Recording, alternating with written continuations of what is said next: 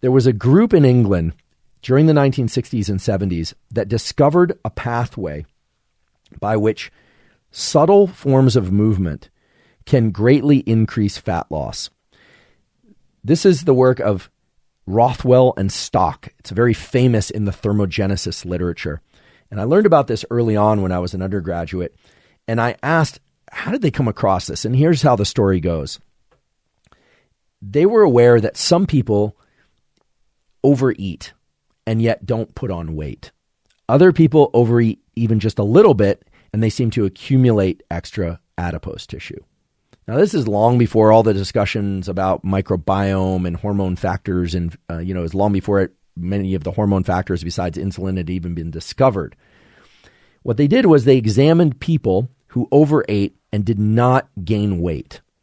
And what they observed was that those people engaged in lots of subtle movement throughout the day. In other words, they were fidgeters. And that's what they called them. I'm not going to do the British accent version of fidgeters, but Rothwell and Stock were British. What they found were people that overeat but don't gain weight as a consequence. And in fact, many people who had low levels of body fat had a lot of resting tremor, not of the Parkinsonian type, but they would bounce their knee while they were sitting.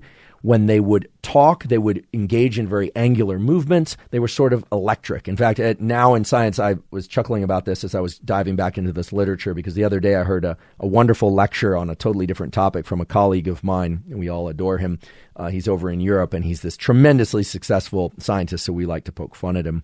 And every one of his movements is incredibly electric and staccato. And he's rail thin, and he eats like a horse. And so it fits very well into the discovery of Rothwell and Stock, who discovered that fidgeters, people that bounce their knee, people that have a head bob while they're listening, people that nod a lot, people that stand up and sit down a lot throughout the day, and people that pace burn anywhere from 800 to 2,500 calories more than the control group in the experiments that they looked at. And indeed, there's been a modern look into all this, and these numbers check out, that simply moving around a lot, even if those are subtle movements, greatly increases the amount of energy that you burn. And people who overeat, the people who can have the second or the third donut or donuts at all and don't seem to put on weight to the same degree, they are people that move around a lot, even when seated. They're people that will often move their limbs very quickly as well. There even have been studies that have explored other things that correlate with fidgeters. Fidgeters stand up very quickly at the end of a lecture, or they start to gather their things very quickly, whereas non-fidgeters don't. So dogs like my bulldog Costello, definitely not a fidgeter. Every movement is incredibly slow and deliberate. Sitting down is a process. If you ask him to sit down, it's sort of a slow motion. You ask him to get up, and he kind of looks at you, sighs, and then stands up. The fidgeters are the opposite of that, right? You say, "How are you doing?" And they go, "Great." So even sometimes their speech will be accelerated, although not always. But staccato movements, fidgeting, etc. And in 2015, and again in 2017, there have been studies that have explored this using some modern metabolic tracking. And indeed, simply moving a lot, being a fidgeter, bouncing your knee, standing up and pacing several times or many times throughout the day led to considerable amounts of fat loss and weight loss when people were ingesting the same amount of food. If they overate, they were able to compensate and burn off that food. And if they were trying to lose weight and they incorporated this fidgeting protocol of deliberately trying to fidget more and move around during the day, pace, stand up more quickly, sit down and stand up more often rather, they found that they greatly increased their weight loss, anywhere from 20 to 30% increases. And in some cases, there are always those few people who burned a lot more. It seems to work best in people who are already slightly overweight. So for people that are overweight, who are kind of averse to exercise, fidgeting might actually be a good entry point. Making ourselves cold can allow us to build up mental resilience, because getting into cold of any kind, doesn't matter if it's a cryo chamber, doesn't matter if it's a cold day and you forgot your sweater or your parka, it doesn't matter if it's an ice bath or you're lying down in the snow. Cold causes the release of adrenaline from your adrenals, and it causes the release of epinephrine from these neurons that connect to fat. Now, find a temperature that you can get into 1 to 5, probably 1 to 3 times a week if you really want this to accelerate fat loss. And you want to get in until you just start to shiver, and then you want to get out and not dry off. Wait anywhere from 1 to 3 minutes and then get back into the cold. Now, you'll notice when you get back into the cold, it'll almost seem soothing. It might actually not induce shiver. It might take away the shiver that you had.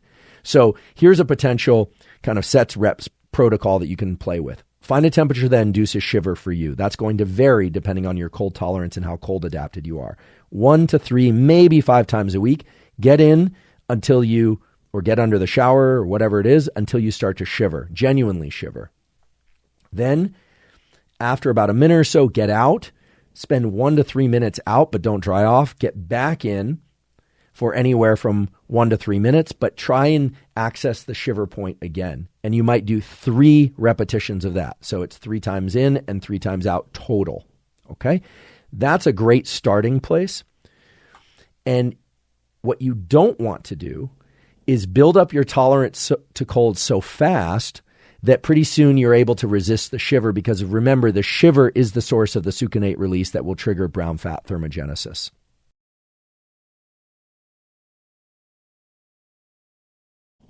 Next, I'd like to move to exercise and how particular timing and types of exercise can vastly improve fat loss. Now, one thing that's very interesting and cannot be overlooked is this issue of how much energy you burn during and after the activity. And some of you probably already know about this, but the whole business of calories in versus calories out, and people counting the number of calories they burn during their aerobic session or during their whatever session is only one half of the equation, and it really eclipses the more important issue, which is how much of an increase in metabolism does a given exercise create after the exercise. And we could talk for hours about this, but the simple way to view this is that high-intensity training, anaerobic training of weight training, sprints, burpees, any kind of thing. I don't know. These days I hear that you're not supposed to do burpees, that people think burpees are dangerous. So I'm not suggesting any particular movements here. You have to decide what's right for you. I do burpees. I don't seem to be injured from them, but I hear that they're terrible for some people. So anyway, push-ups, sit-ups, whatever it happens to be, that anaerobic exercise that's of higher intensity or sprints taps into glycogen stores during the movement and will burn more energy per unit time than moderate intensity. High intensity burns more than moderate intensity. That's straightforward. What's interesting is that all the studies that I was able to find on what happens after that type of exercise showed that the percentage of fat that you burn after high intensity exercise is actually greater. In other words, you burn a lot of glycogen during the high-intensity exercise, and then after the exercise, the post-exercise oxygen consumption, as it's sometimes called, goes up. We know this. After you train intensely, that post-exercise oxygen consumption goes up, sometimes for up to 24 hours.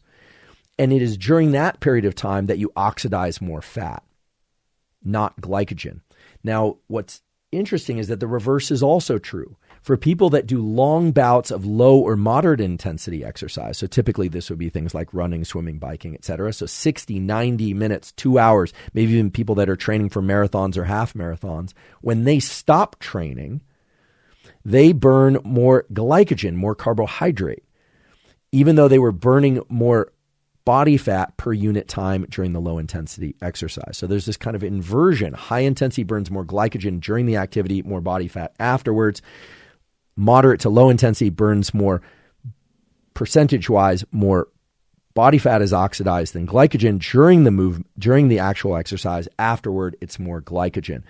So I don't want this to get too complicated. The point is you should pick exercise that you like, that you're going to do regularly, but it does seem that the high-intensity exercise followed by moderate intensity exercise is going to be optimal for fat burning overall, because when you look at the percentage of body fat burned and you look at the overall increase in basal metabolic rate, moderate and high intensity training followed by low intensity training, or even just followed by going back into life, is going to be the best way to continue to burn body fat because of the ways that it increases basal metabolic rate.